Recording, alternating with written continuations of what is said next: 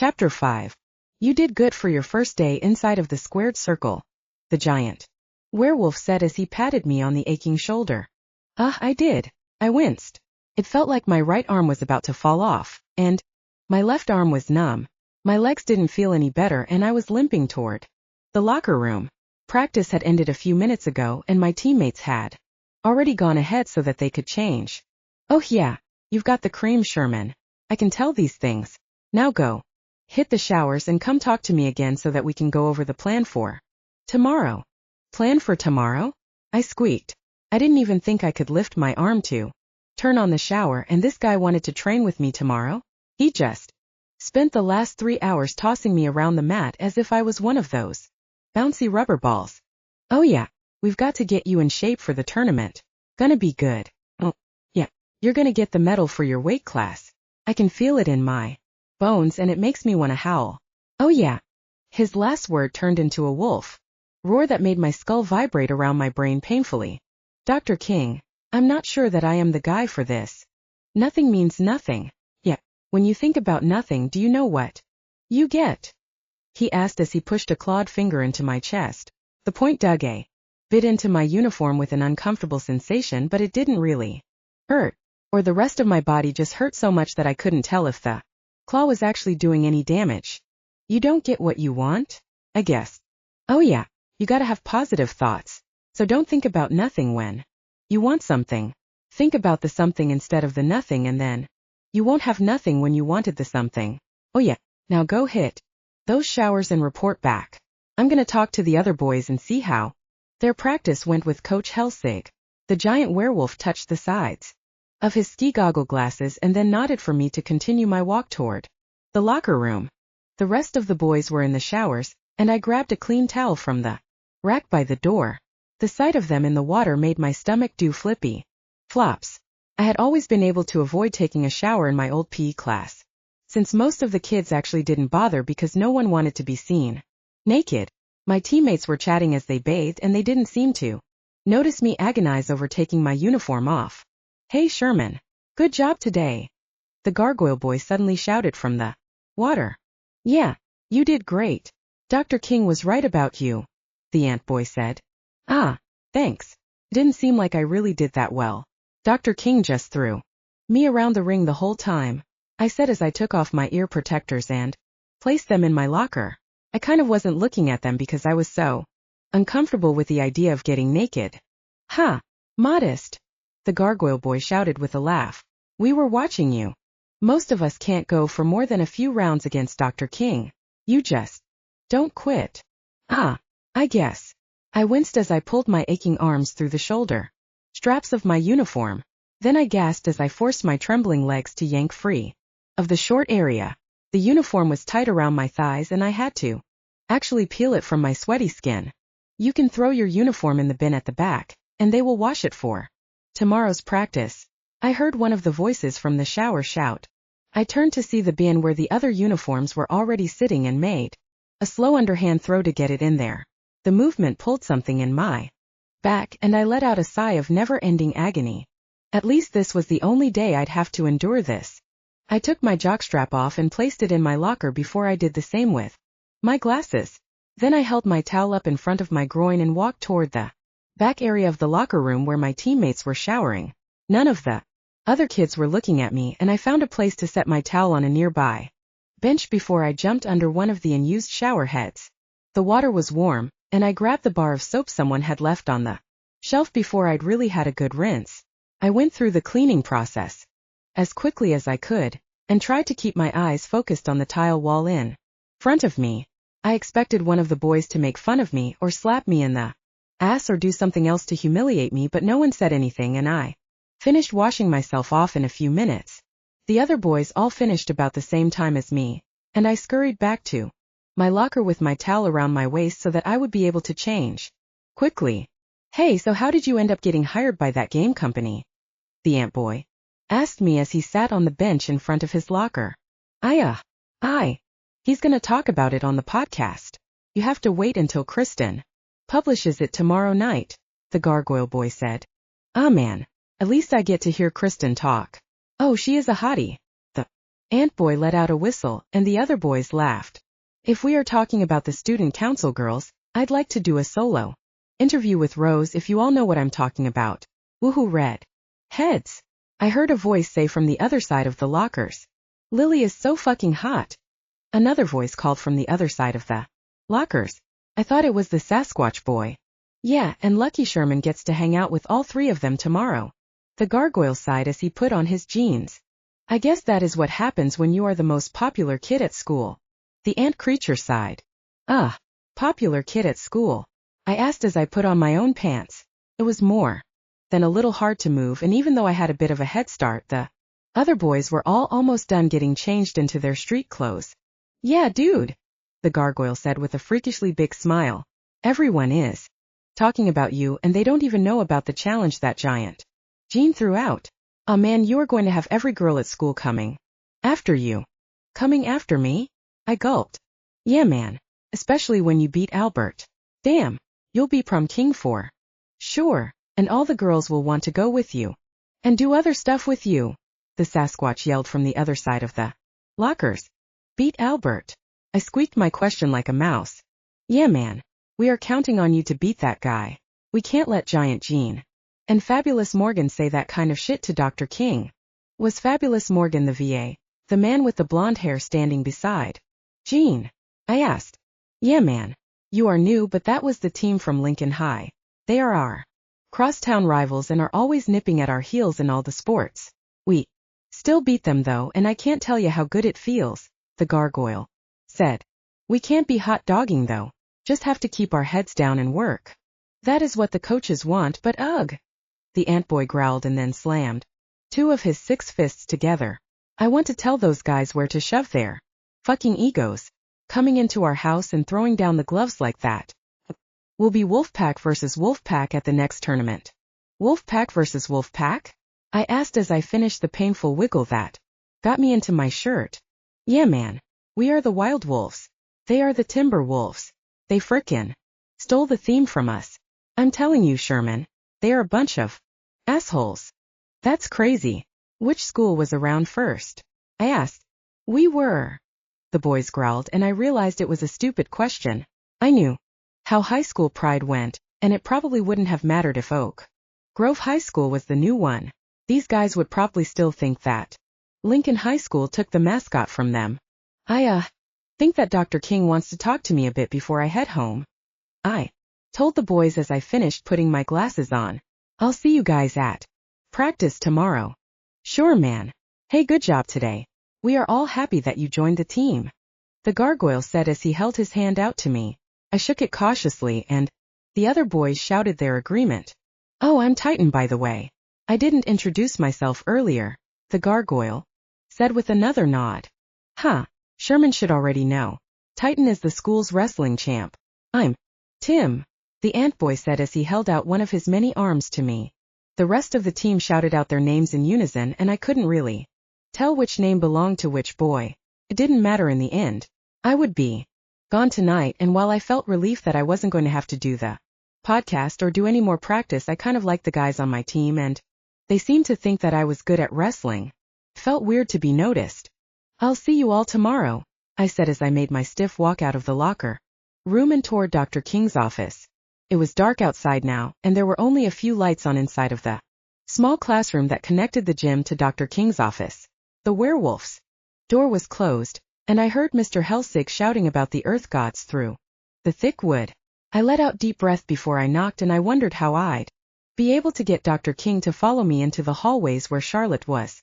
I also kind of didn't want my girlfriend to kill my wrestling coach. I was starting to like the guy.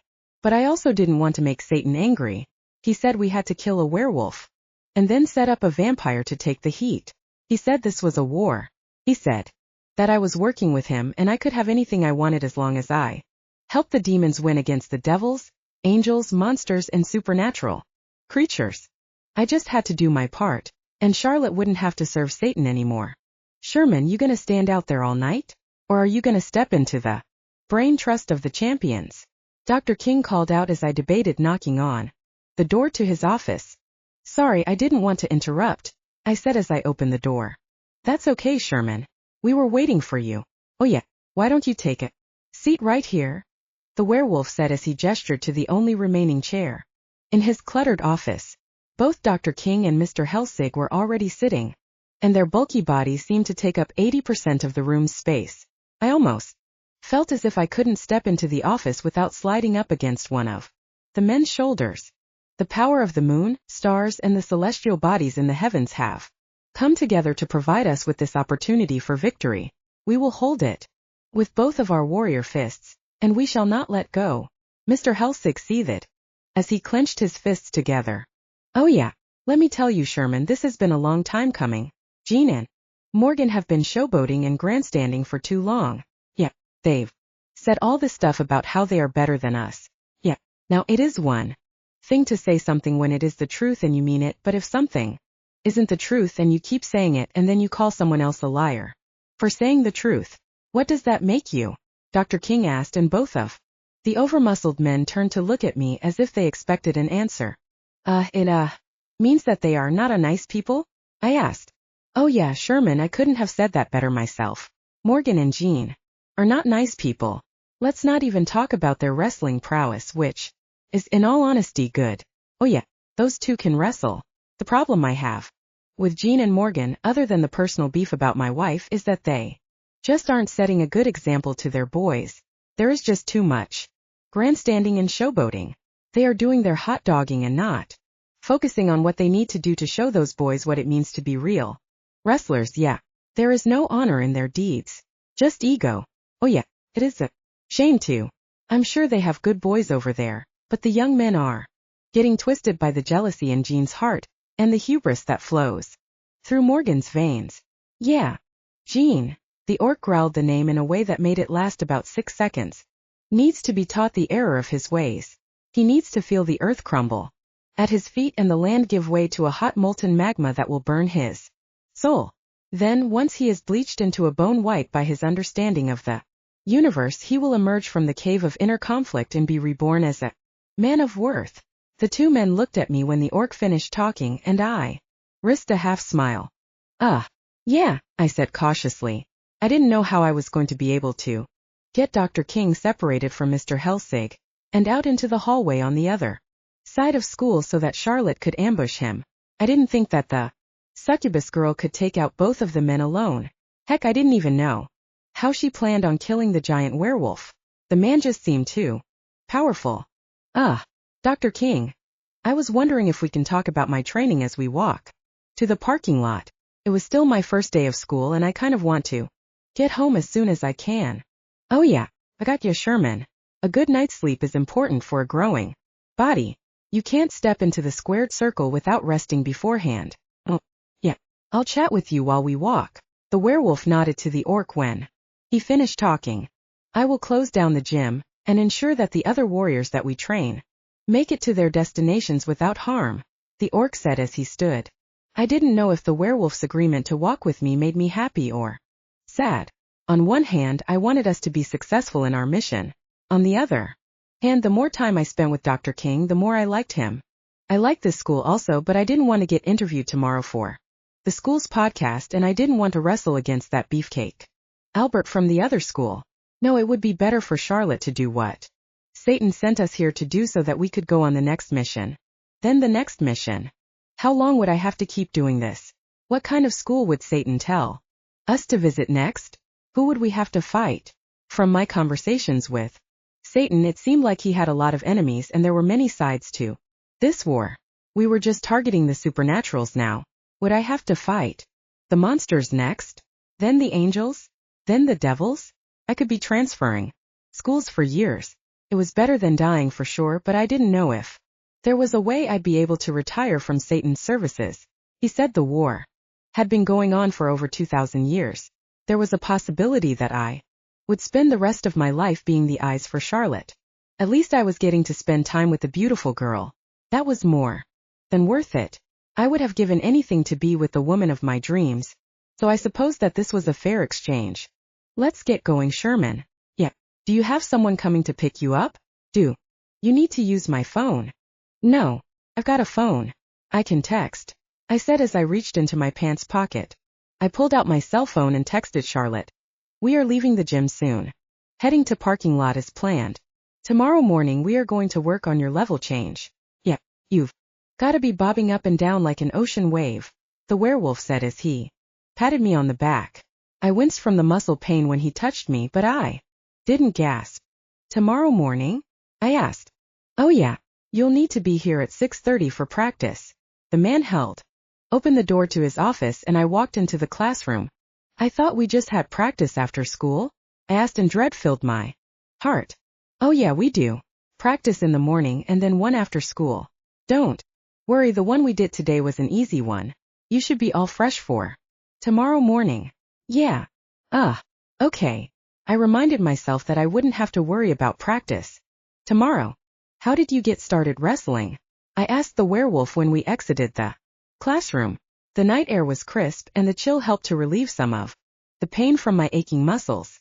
The sky had some clouds, but the stars and full moon cast a strange magenta glow on the empty buildings of the closed school. I was always into wrestling. Yeah. My mom and dad said I started when I was just a pup. Oh yeah. I was good in high school and then just got better when I went to college. I even did some of that acting stuff to pay the bills when I was in college. Acting stuff? I asked as we crossed one of the roads that separated the rest of the school buildings from the athletic area of the campus. Oh yeah, you know, the stuff on TV. It's wrestling but staged for the audience. Gene and I were friends back then and he told me about it. Then we met Lady Bella and we got real competitive with each other. Sometimes women tend to do that. Oh yeah. The man laughed and then slapped me on the back. Do you have a girlfriend, Sherman? Oh, no, I guess I don't. There is a girl I really like and I thought that she liked me, but then she kind of said that she didn't, so I don't know what to think, I admitted as I thought of the conversation I had with Charlotte in Satan's elevator. That sounds like most women. Oh yeah. The werewolf laughed. She's the only girl I've ever loved though, so I don't know what to do. Does she know how you feel? He asked. Oh yeah, I've told her a few times. Oh, see Sherman, that's your problem, I think. Yeah, see when you love a woman, you shouldn't tell her until you are sure that she also loves you. Just puts too much pressure on her to meet your expectations. How would I know when the right time is to tell her? Is it too late? Asked. I wouldn't know. I only know that women are mysterious creatures. You just have to treat them nice, tell them what you like about them a lot, and then, when you are positive that the one you love loves you, then you tell her. You tell her too soon, you might scare her away. Women don't want to break men's hearts. I see, I said, even though I kind of didn't really understand the strange werewolf's words. I had almost forgotten about Charlotte's ambush, but then I realized that we had made it to the side of the building where she had planned the deed. The school buildings were all separated by an open quad so that students had to walk outside to go to different classrooms. I felt a flurry of mixed emotions, flutter in my stomach, and my heart started to hammer in my chest. I didn't want Charlotte to get hurt, so I hoped that she was able to dispatch Dr. King quickly, but I also didn't want the man to die since I kind of liked him. The conflicting thoughts warred in my head again, and I didn't realize that Charlotte was crouching on the roof high above us until she was suddenly diving through the air at Mr. King. She was like a silent arrow, and I only caught her movement because I was walking on the opposite side of the man from the moon, and her falling shadow darkened my face for half a moment. The light glimmered off her curved finger talons a second before she struck, and there was the sound of sharp blades ripping through fabric. Dr. King let out a surprised yelp of pain, and then fell onto his hands and knees. In the pale moonlight I could only see a bit of the wolf's face, but I saw that he had a red slash over his face that seemed to divide his skull into symmetrical halves. I had seen Charlotte's claws slice monsters into pieces with ease, so I expected the alpha werewolf to fall in twain in slow motion, like some sort of bloody Japanese anime. Instead, the man just blinked his wolf eyes and then stood to face my love. Stand back, Sherman. Speaking of mysterious women, this one needs to get an education in being rude. Oh yeah. The werewolf flexed and I saw Charlotte's glowing purple eyes widen with surprise. The succubus darted to her right side toward the building, and the werewolf pounced toward her. Dr. King moved with incredible speed and his massive hands almost closed around the beautiful girl's shoulders. She was just a hair Faster though, and she ran up the outside wall of the classroom building a dozen steps before she flipped off. Her head floated a foot or so above Dr. King's when she spun through the air, and the winged girl made a quick raking strike with her right hand. I actually saw her claws rip through his skull, but instead of a shower of brains and blood, there appeared to be no damage done to the giant werewolf. I don't want to fight, girls. Yeah, but you leave me with no choice, bitch of Satan, Dr. King shouted as he spun around. His body lifted into the air and his fist slammed into Charlotte's gut as if he was pulling a Street Fighter style dragon punch. The succubus let out a gasp of air when the werewolf's fist connected with her stomach and she folded around his arm like a wet rag. The man moved to bring down his fist to smash her prone body into the concrete pathway, but the girl twisted around his arm and he only ended up smashing his fist into the ground. Charlotte seemed to have instantly recovered from the werewolf's dragon punch, and she wrapped her lean legs around his bicep as she made a flurry of slashes against his face. Giant chunks of the wolfman's skin and nose tore off with her attack, and this time blood did spray everywhere, but I noticed that Dr. King seemed to heal instantly from Charlotte's attacks. Almost as soon as she struck, it was as if the damage hadn't even happened to the man, and he didn't even let out any sound of discomfort from her rapid removal of his face. Sherman, don't worry. Yeah, I'll protect you from this manifestation of evil. Watch my suplex technique. The muscular wolf squeezed his arms together over his chest. The motion pinched Charlotte's left leg against his neck. Then he bent over backwards with a smooth motion and slammed my love's head into the grass next to the building. I almost screamed her name with fear, but the sight of her skull smashing into the ground made my heart freeze, and my lungs lost all their ability to function. Charlotte tumbled from the man's grip, and then she lay still on the ground for half a moment. The girl's beautiful face was concealed by the grass and her hair was spread out in a messy tangle. They are sneaky and might try to get you when you turn your back. Oh yeah, gotta power up the elbow. Dr. King slapped his right elbow with his left hand 3 times and then he leapt impossibly high into the air. He kind of twisted around in mid-jump, and he laid his body out horizontally so that his weight would land on the sharp tip of his downward elbow on Charlotte's pretty head. The succubus seemed to come out of her stunned state, and she rolled to her side while she looked up at the falling werewolf. I thought that my coach would still hit her, but the girl was quicker and she spun out of the way at the last possible moment. Dr. King's elbow smashed into the grass where her head had been only a moment before, and there was a sound of a shotgun blast going off inside of my skull. Then Charlotte was on his back, and the claws on her fingers were ripping long cuts into the man's tight shirt. Each attack ripped the fabric open to expose the man's fur, but there was no blood or screams of pain from the man. Dr. King reached behind him with his giant paws, but Charlotte rolled backwards off of his shoulders and then did a flip to avoid his low spinning back fist. Hey, you aren't half bad for a hellspawn. Too bad you choose to fight outside of the squared circle. Now you'll have to die without honor. Oh yeah, you can't be trying to attack Sherman and me without provocation. The giant wolfman made a forward kick that caught Charlotte at the end of her flip. It hit her in the stomach, and the girl flew like a struck tennis ball. She smacked into the side of the building 24 feet from me, left a succubus-sized dent in the white-painted bricks there, and then bounced off the wall with a wet breaking sound. I fell to my knees and it seemed like I felt the girl's pain in my own body.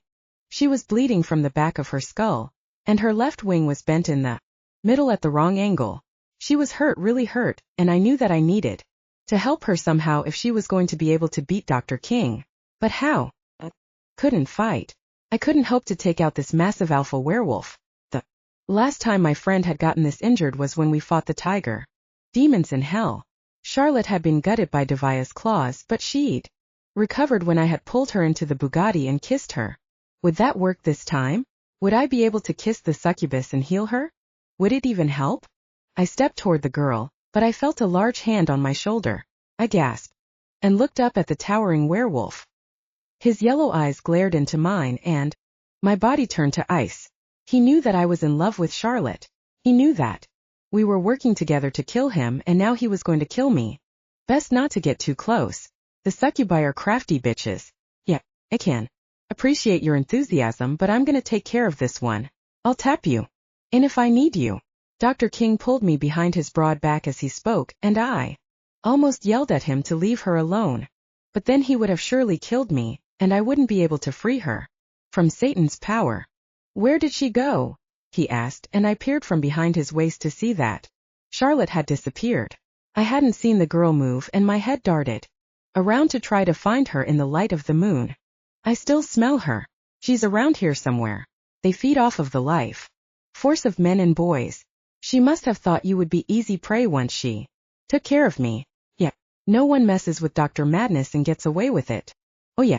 Look sharp, Sherman. She might try to pounce on ya.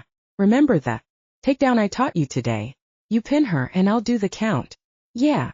I don't know if I can. I felt the wind whip past me and the blur that was. Charlotte connected her jump kick perfectly with Dr. King's wolf snout. The man's head actually snapped to the side, and he stumbled back a few massive steps.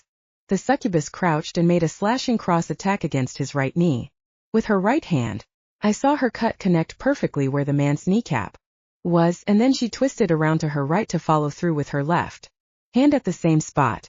The giant wolf was still stumbling backward, and she followed up with another half-dozen slicing attacks across his thighs.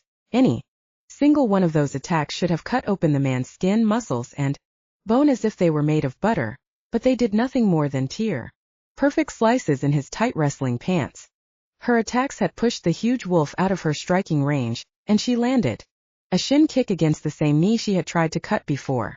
There was a snapping sound of wood breaking when she struck, and Dr. King did howl with agony. Then Charlotte spun around to deliver a roundhouse kick to his face. This also connected, and the werewolf spun around in a half circle. Charlotte pushed her hands out, and a strange teal glow formed where her palms were. An instant later a blue ball of hot hellfire sprang from her arms, and it traveled the 6 feet through the air to connect with the back of the werewolf. Dr. King let out a howl of despair, and his entire body erupted into flames. The fireball that Charlotte used looked almost exactly like what the Rakshasas had used against us in hell, and I wondered if the succubus had learned it somehow. Dr. King was rolling on the grass while he howled, and Charlotte took a cautious step toward him. Her wings still looked broken, and she was kind of limping on her right leg, so I guessed that she was really hurting.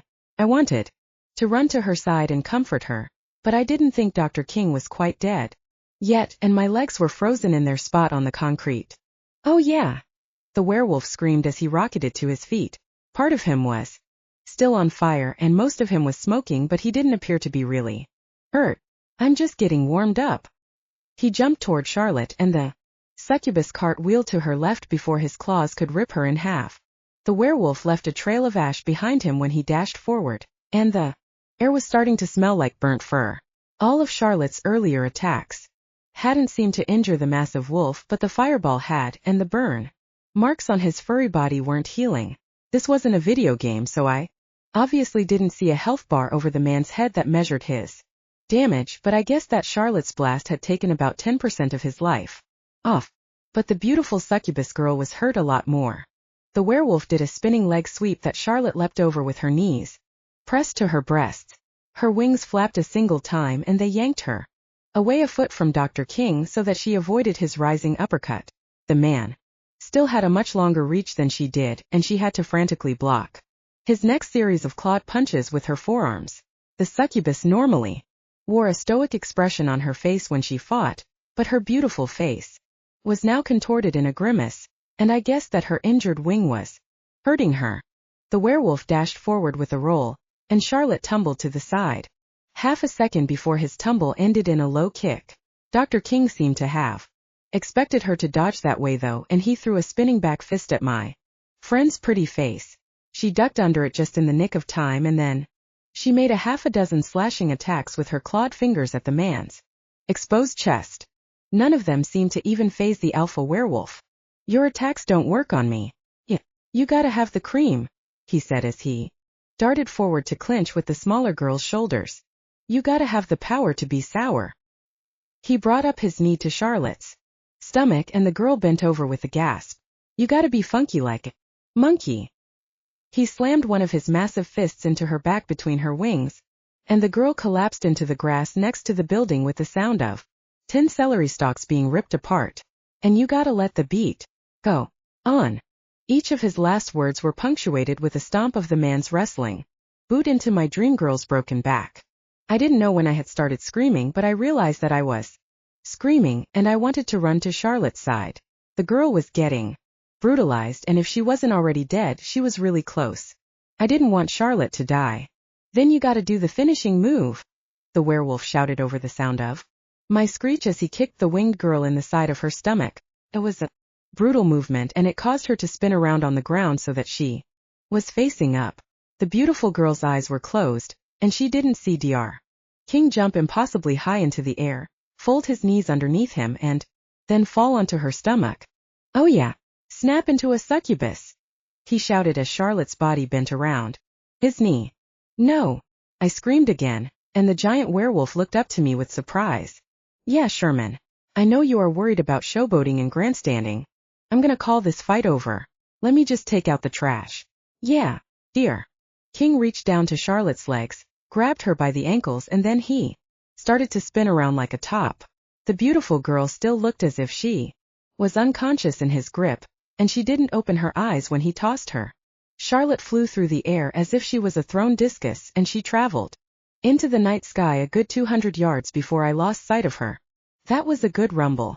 Yeah, wish she would have let me know that she wanted to step into the squared circle before she attacked, but I give her credit for being a contender. Yeah, you okay there, Sherman? Ah, no, I gasped. Did she hurt you at all? They go after young men a lot. You might have been able to wrestle her, but it was easier for me because my heart belongs to Lady Bella. Oh yeah, she's the love of my life, and no succubus can fool me with hell powers. Where are you hurt? He asked as his burnt hands grabbed onto my shoulder. His grip was much softer than I would have thought, but I still gasped with terror. Ugh, I'm not hurt, I squeaked.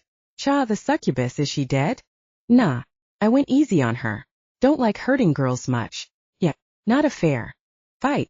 Those ones are mean though. Real mean. She'll not want to mess with you anymore. Oh yeah, I brought her to school and then sent her to do her homework. You are smoking. Are you hurt? I asked as my heart hammered in my chest. I was relieved to hear the man say that he didn't think Charlotte was dead, but she looked really hurt, and I didn't know how we were going to be able to accomplish Satan's mission now. I'm at exactly 1,000,000%. That's even better than 100%. Oh yeah, let's continue on to your car. I'm thinking that the bad guys might not like you joining our team, and that is why they are sending the good-looking ladies to distract you. It happens a lot with us tough sports guys. Yeah, you need to find a woman that is going to support you for who you are and doesn't try to suck the life out of you through sexual activity. Yeah, that's so bad that it isn't good. Yeah. The werewolf gestured for me to follow him, and I glanced back in the direction that he had thrown Charlotte. I still didn't see the woman, and I hoped that she was okay.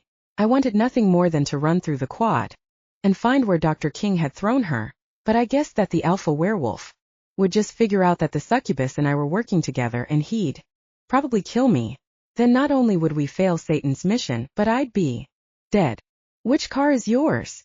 He asked when made it to the school parking lot. I saw the Volkswagen Jetta that Charlotte had driven here, but I didn't see the girl anywhere. This was going to be a problem because I didn't know how to get rid of the man now. If he waited around, he might decide to go looking for Charlotte, or he might figure out that the two of us were together. I didn't have the keys to the car or really know how to drive. My ride isn't here yet. I can just wait alone. It is no big deal, I said to the werewolf. When a chicken hawk is looking for ducks, he has to fly with the other eagles, so he doesn't get confused. Yeah, the man patted me on the head with a massive paw. Did you send them a message with your immobile phone? Yeah, but they might be unpacking since we just moved. I can just walk home, I said with a forced grin. I needed to get rid of this guy so that I could find Charlotte. My phone started vibrating in my pocket, and I did my best to step away from Dr. King so I could look at it without the man seeing the screen. The caller ID said, Satan, Lord of Evil and Master of Hell. I fought against my terror, and smashed my fingers against the screen in an effort to kill the light from it so that the giant werewolf didn't see. The device stopped buzzing and turned to look up at Dr. King. He had his hands over his goggles sunglasses and was sniffing the air. Was that your ride? He asked. No, just a friend from back, home, I said. Yeah, friends are good. They can help you with your cream. When you need to rise to the top, they can be the ones to support you. Sherman, I'd like to take you home. The school doesn't feel safe for scrappy fighters like you. Giant Gene is a showboater and a hot dogger. I wouldn't be surprised if he sent that girl to getcha. Yeah, let me give you a ride home in my madness machine. The Wolfman gestured to the neon camo painted Jeep that was on the far side of the parking lot. It was one of those off-roading models with tires that went up to my chest, a raised suspension, and an open top. The yellow paint job made the vehicle glow in the moonlight, and it shone almost brighter than the lamps shining down on the almost empty parking lot. That is a good idea. Yeah, I said, and realized that I was starting to talk a bit like the man. This would give Charlotte a chance to recover, and I could call her as soon as I got home. If she didn't answer, I would run back to school and look for her. Our apartment was only a few miles away. Get in the madness machine and hold on to your shorts. Oh yeah. The werewolf let out a long howl as soon as he jumped into the driver's seat of the Jeep, and I had to kind of rock climb my way up the tire body and door before I could get inside. The engine roared to life when he turned the key, and he slammed on the gas to peel out of the parking lot. The Jeep fishtailed a bit when we hit the road, and I grabbed onto the oh-shit handle attached to the glove box so that the seatbelt didn't cut into my shoulder. Where are your digs? He barked over the sound of the air rushing past the top of the open car. Make a right at the second intersection, then the first left. My building is on the left there. All the video games I played made me great at directions, and we pulled up to the apartment complex a few minutes later. I'll see you tomorrow morning for practice. Oh yeah, you did real good today. Sherman, you've got the potential for cream. I've just got to rub it out of you. Then you'll be too much for that Albert kid to handle. Yeah. Okay. Thank you for the ride, I said, and then I remembered that the werewolf thought that he had defended me from Charlotte's attack, and thanks for protecting me from the succubus. That's just what heroes do, Sherman. They fight to help their friends. Oh, yeah. See ya tomorrow. The man howled like a wolf again, and then the Jeep peeled out, flipped around on the narrow street with a turn that seemed too tight and wobbly to be possible, and then sped down the road in the opposite direction. As soon as I didn't see the Jeep anymore, I grabbed my phone and called Charlotte. Chapter 6. I found the succubus curled into a fetal position under the stairs of one of the school buildings on the other side of the quad from where she had fought Dr. King. The girl was bleeding out of her mouth, and one of her eyes was swollen shut. I hadn't even seen her get punched on her face, but she told me she'd done a face plant there when the alpha werewolf had tossed her across the quad. Does he suspect you? She gasped when I picked her up in my arms. Her right wing was torn, and I had to kind of keep her upright a bit so that the injured part wouldn't get caught up with my arm. No, I don't think so.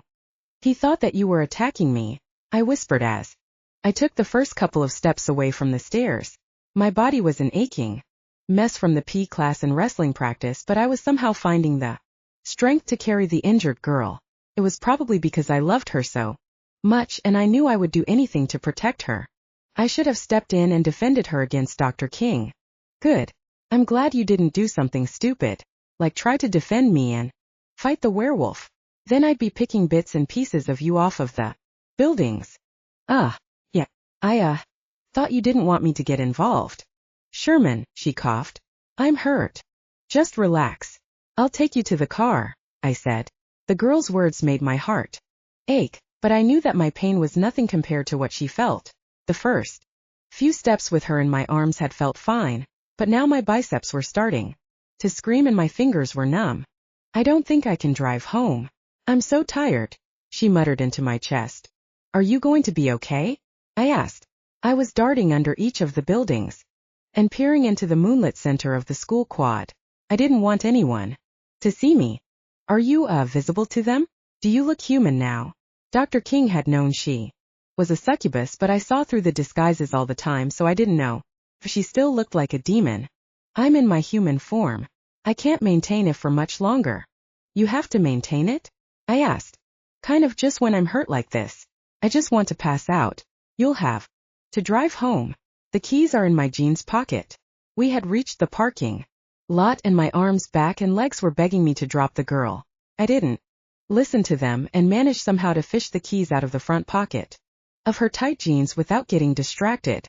Then we were in the car. I had started the engine and I was backing out of the parking spot. "I thought you didn't have a license," she said with a cough that poured a half cup of blood down her chin and onto her already red-stained shirt. "I don't. I drove the car in hell, remember? I play a lot of video games. You are really hurt. Let me drive." "I'll be fine. We need to talk about our—" Her voice trailed off and I risked a quick glance at her. Even though she was bruised, battered, and covered with muddy blood, I still thought she was the most beautiful woman in the entire world. My heart almost stopped beating, but then she opened her purple eyes and gave me a grimace. "Yeah, just not used to getting my ass kicked." "Ha," she coughed out the laugh. "Ever since I met you I feel like I've been—" "My phone is ringing," I interrupted her. I had just pulled into the parking space assigned to us at the apartment, and I reached into my pocket. I already guessed who it was and I showed the screen to Charlotte. She nodded and I answered it on the speaker of my phone. "Hi Satan," I said. Sherman, my favorite secret agent. You didn't answer the phone earlier. Did you listen to my voicemail?" he asked. No. We were fighting the werewolf." Charlotte sighed after I spoke, and she closed her glowing eyes. "Ah, you should have listened to the voicemail. I told a joke." "Oh, well, I can listen to it. It's one of my favorites." "Here it is." I heard Satan clear his throat across the phone line and Charlotte made a heavy sigh. "A poor man walking in the forest feels close enough to God to ask, 'God, what is a million years to you?' God replies, 'My son, a million years to you is like a second to me.' The man asks, 'God, what is $1 million to you?' God replies, 'My son, $1 million to you is less than a penny to me. Means almost nothing to me.' The man asks, 'So God, can I have $1 million?' And God replies, 'In a second.'" "Ha!" Satan started laughing and I looked to Charlotte so that she could explain the joke to me. It didn't really seem that funny, but then again I didn't have quite the same sense of humor that the Lord of Evil had. It is funny because it was just like him. "Ha!" The Demon King laughed again. "Did you take care of that werewolf? How about the vampire? I've got the next assignment ready for you." No, actually," I said after 1,000 better sounding answers flew around in my head and then exited before I could speak them. "No? What do you mean?" "No, Sherman, I'm not paying you to go on vacation with your girlfriend. You've got to be taking out the garbage. Actually, she's gotta be taking out the garbage. You've just got to tell her which sack to lift. This isn't rocket science." Satan's voice didn't sound very angry, it just sounded a bit annoyed. I still didn't think that pointing out to him that he wasn't actually paying me would be very smart. "He is really powerful, Satan. He kind of, I looked again at Charlotte, but she was leaning her head against the window of the car, and she didn't seem that interested in our conversation. "He hurt Charlotte." "He hurt Charlotte?" He seemed a bit surprised. Yeah, he really hurt her bad. I kind of thought that the succubus girl should be having this conversation with him, but she didn't seem to be conscious anymore. She was still breathing, but I worried about trying to carry her up the stairs to our new apartment. I didn't think that I had the strength. "Where is she?" "She's in the car. I managed to get her here." "She is. I guess it is an alpha. Probably has healing." "Healing?" I asked. "Yeah, like in those comic books with the guy that has the claws." "Wolverine?" I asked, and I did a bad job of hiding my surprise. "Yeah, that guy. A lot of the stronger alpha wolves get magical powers. The ones that get the healing are a bit hard to kill. You have to use silver or fire. A lot of silver or fire. I mentioned that to you both when I briefed you before the mission. You're gonna have to figure out how to do it." "But he knows about Charlotte and—" "Does he know about you?" Satan asked. "Does he know you are trying to kill him?" No, I confirmed. "Good. So you just need to get some silver and put the death on him old-fashioned style." "Old-fashioned style?" I asked. Sherman, I can't be doing all the thinking for you. I'm giving you Charlotte to work with. If you are gonna tell me that she just isn't good enough, that's fine. I'll send another one of my girls to work with. You and Charlotte can come back to hell." "Oh, okay, she is hurt. If you can send someone to—" "Of course, the one I send would probably become your new partner." "I don't have much use for a succubus assassin that isn't very good at her job. It's a shame. Charlotte used to be one of my best.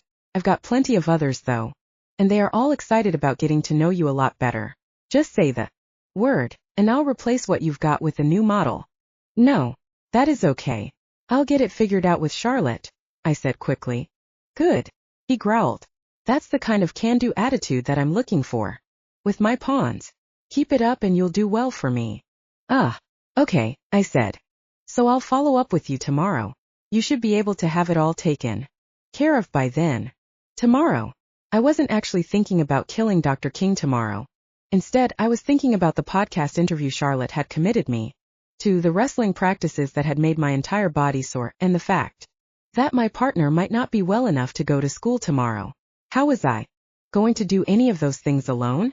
Yeah, I'm confident in your go-getting attitude. You remind me a lot of me. Maybe a bit less handsome and muscular and evil, but you've got this charm that I really like. Would just be ashamed to kill you if you didn't do as I asked. Kill me? Nah, I'd never do that, Sherman. We are pals and pals don't kill each other. That is kind of why Charlotte is there, Satan explained. Wait, Charlotte is here to kill me? I felt my blood freeze. Nah, Sherman, you are getting all confused. You need to focus on the mission. If you don't get it done, I'll just have to kill Charlotte and replace her with someone that doesn't have all those feelings for you. Does Charlotte have feelings for me? How do you? Oh, I just remembered that I'm missing an episode of The Bachelor. NightWerewolf is going, but I'm gonna need to get some snacks ready. Do you ever watch that show, Sherman? No. Isn't it like about a guy that dates all these women too? We'll have to watch an episode when you come back to hell. We'll talk later. Toodles. My phone went dead and I double-checked the screen to ensure that he'd actually hung up. I put the phone back in my pocket and then looked at Charlotte. Her breaths leaked from her blood-stained mouth in ragged gasps. But her face looked peaceful. I guess that the demon woman was tough, but I didn't know how damaged she actually was, and I didn't want to risk hurting her anymore by moving her. But I couldn't leave her in the car.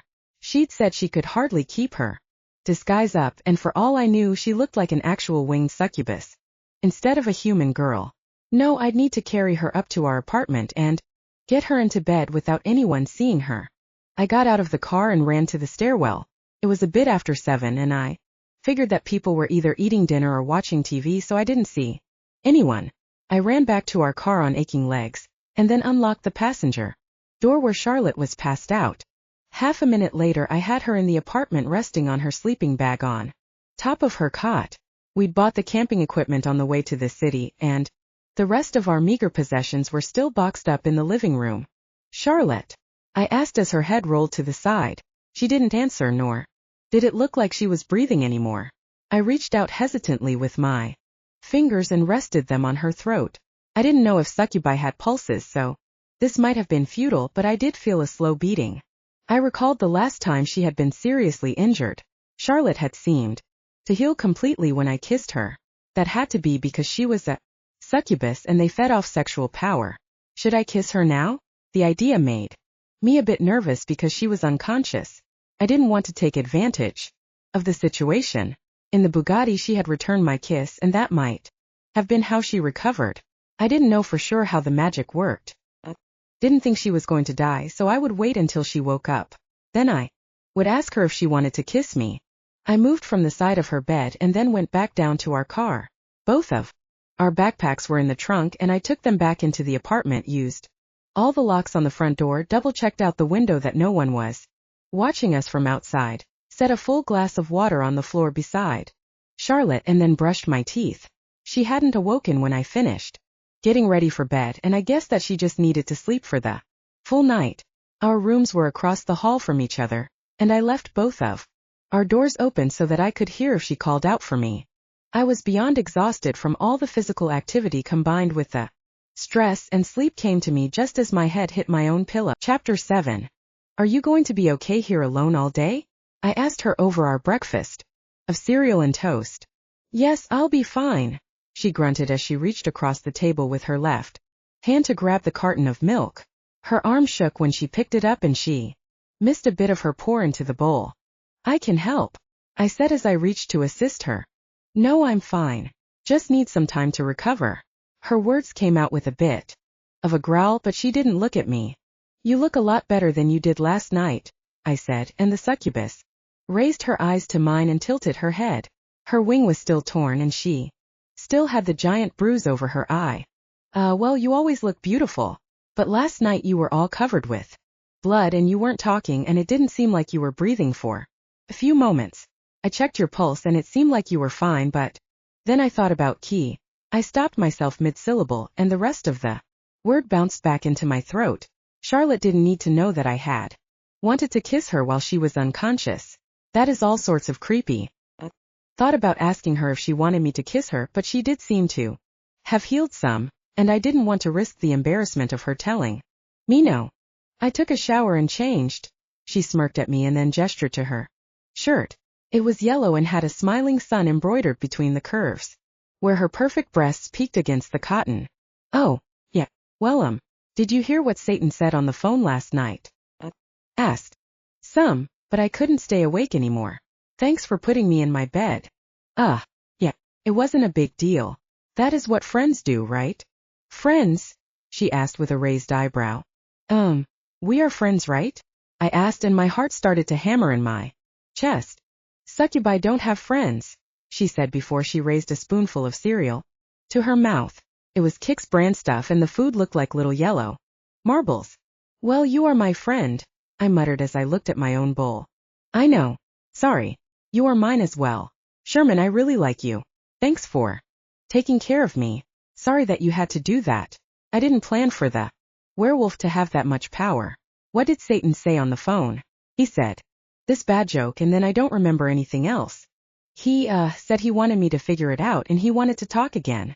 Tonight. I can't go to school. This werewolf knows that I tried to kill him and he'll be able to smell me now. We need a new plan. I'll think about it today while you are there.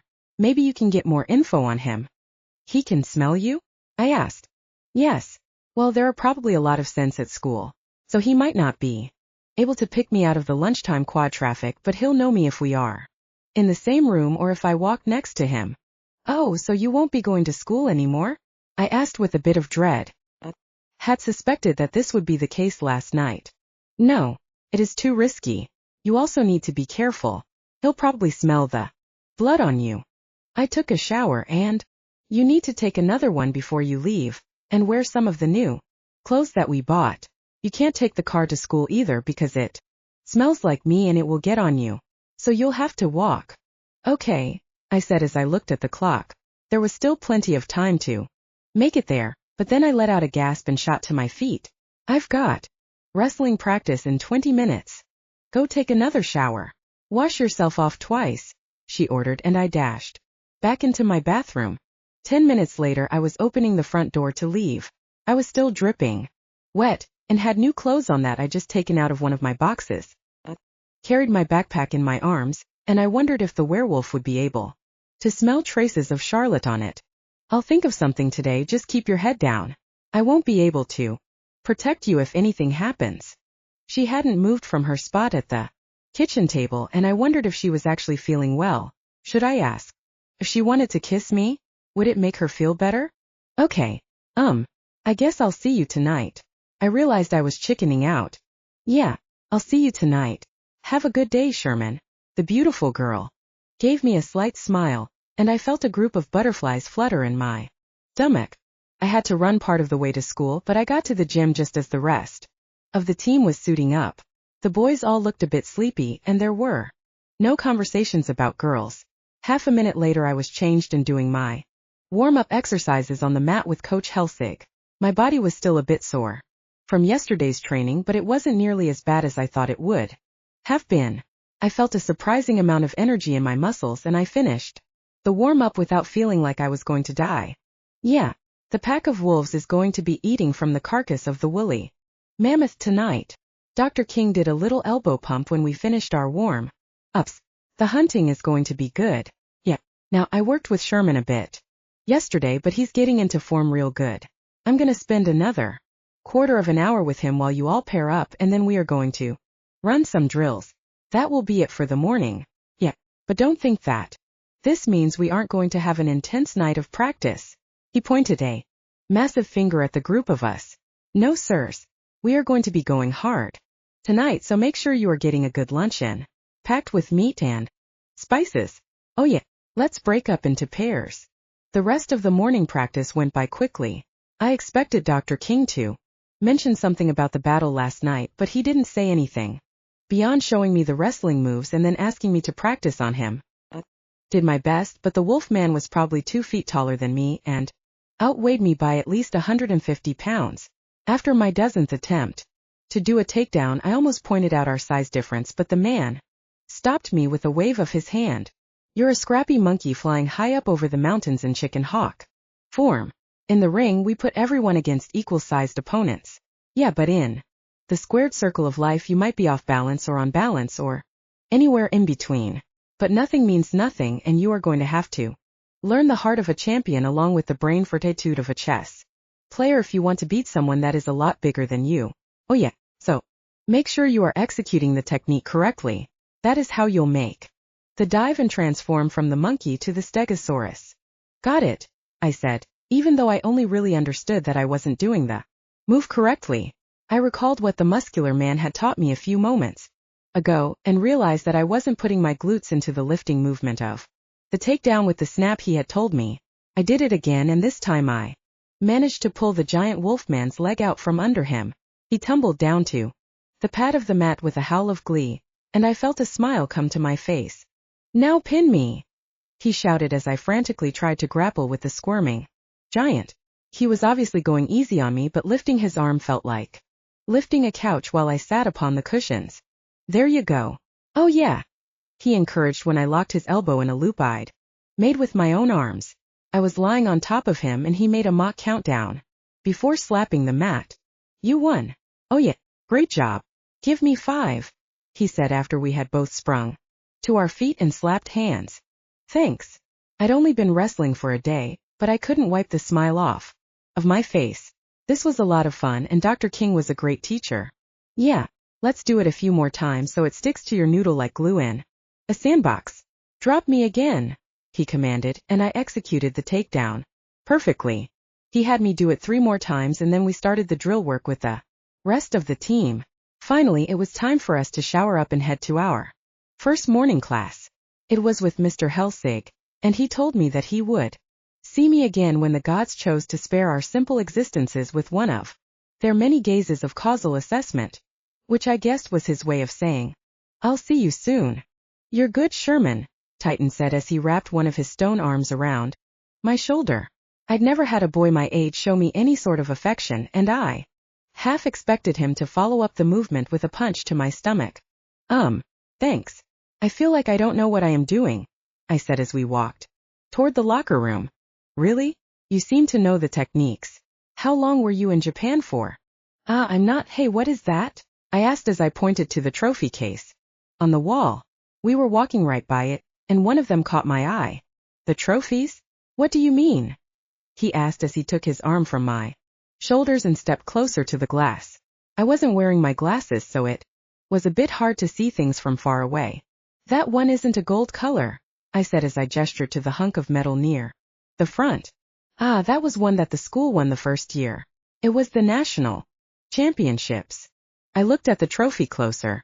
It was a silver color, and the dense way it reflected the light of the gym almost made it seem like the real silver that I'd seen with the flatware that my mother would sometimes use for Thanksgiving meals. The date says 1790? I asked as I looked at the base of the thing. Yeah. We all joke that the first trophy that the school ever won has a misprint. Kind of funny, huh? It looks like real silver, I said. Yeah, it is. You should see Coach Helsig freak out when he cleans the case. I think he would marry that thing if he could. You aren't kidding with me? It is actual silver, I asked as I looked at the gargoyle boy and then back to the arm-sized trophy. It was just a simple monolith-type design with 4 sides that came to a point at the top. Almost looked as if it could be used as a vampire stake, but the point wasn't quite narrow enough. It is. Hey, let's hit the showers, don't want to be late for class. You've got Helsig, right? He'll get mad if you are late. Yeah, okay, I said as I gave the trophy case one last glance. It was locked, but I guessed that I could find the keys in Dr. King's office. Oh, and don't you have that podcast interview today with Kristen? The whole school is talking about it, Titan asked. Oh yeah. I sighed and then brought my hands to my face. I didn't think that I'd even be at school today. How was I going to lie through this? In Chapter 8. Sherman, you are here, Kristen said after she opened the door to the media room. It was lunchtime, and the angel girl had invited Charlotte and me to eat with them yesterday. I was a bit nervous about coming here by myself, but I was even more nervous about eating alone at a new school. Yeah, did your sister come to school today? I didn't see her in class this morning, Rose said as she poked her head from around the corner of the door. She is feeling sick. I shrugged. I kind of didn't want to eat alone, so. Oh, that's totally fine. Come inside. Kristen opened the door the rest of the way and beckoned for me to enter. The room was smaller than I had expected. It was still classroom-sized, but one corner had a large sound booth set up. The center area was composed of half a dozen large monitored computers, and the rest of the room consisted of a bunch of smaller tables jammed together so that it formed a sort of conference table. 10 other kids were sitting around the larger table eating their lunches, but they didn't stop their conversation until Kristen cleared her throat. Hi guys, you heard me talk about Sherman yesterday. He's going to be joining us for lunch. Then we'll do his podcast right after school today. Kristen clapped her hands together and went about introducing me to everyone. Lily, Rose, and Kristen were the only angel girls. There was one angel boy named Kevin, but the other kids were a mixture of the enemy races. There was even a devil boy sitting at the far side of the table. He had horns, scales around his neck, and eyes that burned into mine like fire. He did smile at me, though, and Kristen introduced him as Mitch, the school photographer. I prefer to be called a photojournalist, he said. I try to tell a story with each of my shots. I'm going to be taking some pictures of you during the podcast so that we can have them in the newspaper. Newspaper? Yep. That is my dealo, Rose said as she gestured for me to sit down next to her at the table. Kristen does the podcast, I manage the newspaper, and Lily does everything on the internet. Everyone else here does all the writing and editing. And the photojournalism, Mitch added with a roll of his red abyssal eyes. And the photojournalism, of course, we can't have any of it without cool pictures. Well, we could still have the podcast, Kristen added with a wink, and the rest of the kids started laughing. How often do you do a newspaper? I asked. Twice a month, Rose answered. The next one is coming out this Friday, so we'll be able to fit in all the juicy questions from the podcast and get the pictures done. I've got a great spot for your feature on the front page. Front page. I winced and felt my heart forget to beat for a few moments. Yeah, it isn't every day that we get a champion wrestler and pro gamer that lived in Japan transferring to our school. Which games did you help design? Mitch asked as he chewed on a bite of his sandwich. Oh my God. Chew with your mouth closed. Lily yelled at him. What? He asked with a surprised look on his evil face. It's not out yet. I was just play. Sure. Kristen interrupted me. Sherman, we are going to save all those juicy questions for the podcast. I have a bunch of them. Her eyes glittered with excitement, and I felt another shock of terror pass through me. I'm really nervous about doing this. I'm not used to being interviewed. Do you think there is a way we could? Aren't you used to getting interviewed? Mitch asked. Not really. That seems weird. I play a bunch of video games and follow some pro gamers. They are always getting interviewed. I looked you up on the internet last night and I couldn't find anything about you. Which company did you work for? In Japan. The devil boy's voice didn't seem to be mocking me, but his red eyes were narrowed. I signed an NDA, so I can't talk too much about it. I lied. Part of me just wanted to come clean, but Charlotte had kind of painted me into a corner yesterday. Granted, she had thought we wouldn't be here today for me to do the interview, but I didn't know how much longer I could keep lying. Maybe this whole thing would blow over once I bumbled my way through the questions. I was just something shiny and new, but people would get bored with me and forget about my presence in the next few days. People always forgot about me. Except for Charlotte. Well, and Satan. So are you more of an RTS gamer? Or driving gamer? Or fighting gamer? Mitch asked with feigned boredom as he chewed on his sandwich. Oh, that is a good question. I'll have to ask that in the podcast. Kristen said with a smile. What is RTS? Real-time strategy, both the devil boy and I said in unison. I'm good at a lot of games, but I'm best with fighters, I said. I see, the devil boy said as he set down his sandwich. His eyes met mine, with a red glow of hatred, and he stood from his chair. He pointed out a finger that ended in a sharp nail and then shouted loudly, I challenge you to a duel. Silence descended on the room, and the kids glanced between the two of us with a shocked expression.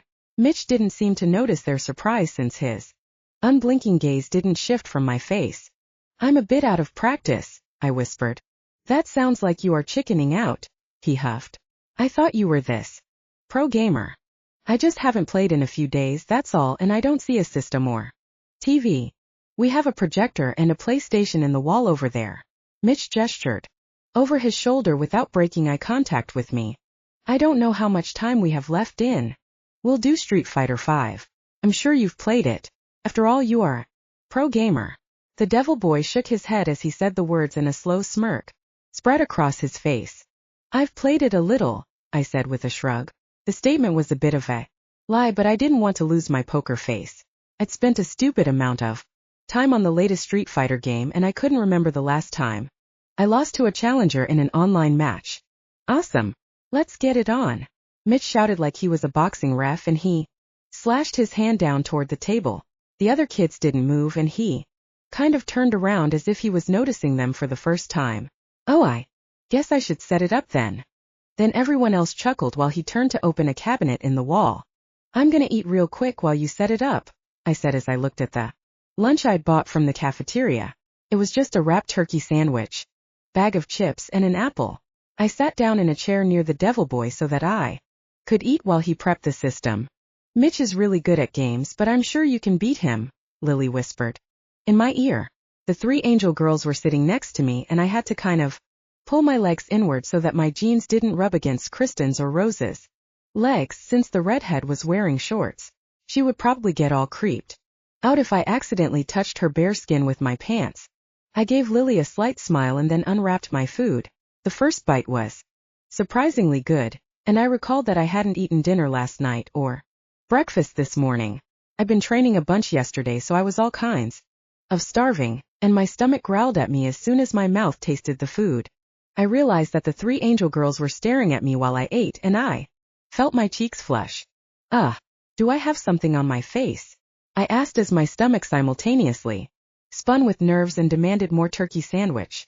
Oh no, Kristen said, and the three girls turned their eyes to the devil boy. We are going to be good to go in half a minute, he called out to me, and I made a sound while I ate. I couldn't remember ever being this hungry, and the only thing that kept me from scarfing down the food without swallowing was the proximity of the pretty angel girls. Ready? Mitch asked after I'd finished my sandwich. Yeah, I said as I turned my chair around so that I could face the projector. Good. I'm gonna see what a pro gamer is made of. Ha! He snickered and then handed me a wireless controller. You are too. Got it, I said. The number designation meant that I would start the match on the right side of the screen. He didn't really need to tell me because I would figure it out when we made our character selection, but it was basic gamer etiquette. The game finished loading up, and Mitch selected the versus mode. He had first selection and picked Ryu, who was one of the most commonly played characters in the franchise. When I had last been playing Street Fighter 5, I'd been working on the Nash character. He wasn't my best by far, but his combos were freshest in my mind and on my fingers, so I picked the character. Interesting choice. I think that Guile is way better, Mitch said. Guile had very similar moves to Nash, just as Ken and Ryu played almost the same. I like all the characters, I said with a shrug. Then the match started. Mitch opened up by throwing a few of Ryu's fireballs at me, but Nash's sonic boom air fireballs were just as good, so I easily countered his attacks. He feinted for a fifth fireball, and I threw another one of my own. The move could have been seen as an accident since Mitch just jumped over it, but I was prepared for the movement and met his jump with an air throw. The attack actually flipped his direction around in the air, and he came down on top of the slow sonic boom fireball that I had thrown. Then I was on him. Nash was a rather defensive character. He had great fireballs, great air attacks, and a way to teleport across the screen to escape. All of his attacks were a touch slow though, as was his walking speed, so I had to set up combos that evolved from the falling arc of a jump. He'd already taken a little bit of damage from the throw and fireball, so his health just dropped down to 3/4 when my light kick hit him in the air. Then I followed up with a light punch, another light sweep, medium punch to the face, and then comboed into Nash's tragedy assault attack. It was kind of like a throw move, but it ended with Nash slamming Ryu's head into the ground while a bolt of lightning ran through his arm. The attack also popped Ryu's body off the ground, and I did a sonic scythe move to continue his lift into the air.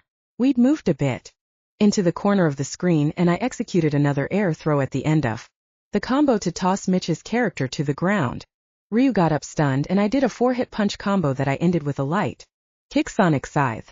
This attack didn't lift him off the ground, it just made him fall backwards a bit, but that was what I wanted. Nash's EX meter was fully charged, and I made the critical art move to finish Ryu off. Nash dashed forward toward the falling martial artist, grabbed him, and then smashed a twirling sonic boom into his head. "You win." "Perfect," the announcer yelled across the speakers. "Holy shit," Mitch gasped. "Okay, I wasn't ready for you. Just needed a round to warm up." "Sure, I get it," I said as round 2 started. I played a bit more defensively this time. It was easy to do with Nash, and Mitch wasn't able to get past my endless array of fireballs or my sonic slash that prevented him from jumping over them. When his health fell to about half, I decided to go on the offensive, and I took him down a few seconds later. "You win." "Perfect," the announcer yelled again. "Is that your best character or something?" "Sheesh," Mitch growled. "Nah, I've been play." "Let's go again," he interrupted me. The character selection screen came up again, and he picked Ken from the list. That character was a faster version of Ryu, with a better dragon punch ability. I picked Cammy, who was an acrobatic military fighting girl with long pigtails. She was one of my favorite characters to play, and while she wasn't my best, I liked her sexy fighting animations. Both of our characters did best with an aggressive playstyle, so the match was over rather quickly. Mitch wasn't bad, but I wondered if he had ever even tried to play the game online. He wasn't prepared for any of my quick opening moves and seemed surprised by the length of my combos. "You win." "Perfect," the announcer yelled after I won the first round. "Ugh," Mitch groaned. "Wow, you are getting your ass kicked," the redhead angel girl said with a laugh. "Ugh. Shut up, Rose." Mitch laughed also, and the rest of the kids in the room joined in. The devil boy actually hit me a few times in the next round, but I only lost about 10% of my health. "Okay, you are good," he admitted as he hung his head. "Did you think Sherman was lying, or something?" Kristen asked. "Honestly, yeah. His story is really fishy, you have to admit." The devil boy shrugged his shoulders and then looked at me. "Sorry about that. You kicked my ass." "No worries. I actually don't have a system since we, moved back to the States, so it was fun to play again. We can play every lunch if you want." "I'd like to get better," he said as he pointed to the PlayStation. "Sure, but I was actually wondering if we could do the interview now," I said, as I turned to Kristen. "Now? We've only got 10 minutes left for lunch. After school is better," she said with a pretty frown. "Dr. King wants me in the gym right after class every day for the next week. There is that whole thing with Albert and Giant Gene going on, and I have to." "Albert Russo? Lincoln High's top wrestler? What thing?" Rose asked as she leaned toward me. "They came into the gym last night." "Who?" the 3 angel girls asked at the same time. "Giant Gene, Fabulous Morgan, and their wrestling team came into the gym last night while we were practicing."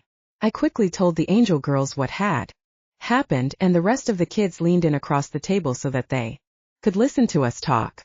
"How come I'm just hearing about this now?" Rose said with a groan.